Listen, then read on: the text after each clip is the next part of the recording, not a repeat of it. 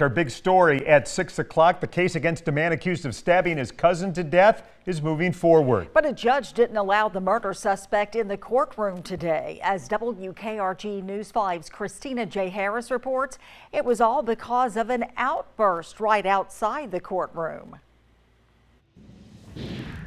A Mobile man not allowed in his own preliminary hearing after a judge hears Nicholas White yelling loudly on the other side of the doors where defendants normally enter the courtroom.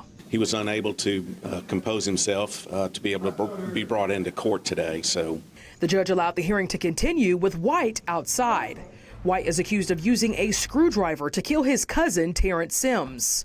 It happened last month in a home where they both lived on Old Pascagoula Road, near Theodore Dawes Road in Theodore. There's obviously some questions about his mental status at the time of this event. So, looks like there's going to be a very big question about whether or not, what his mental state was and how that impacts his liability for what happened.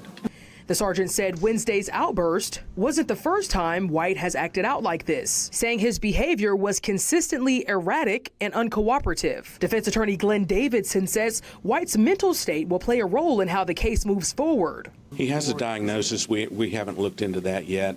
We don't have information on that yet, but I'm aware of other cases where his mental state has been an issue.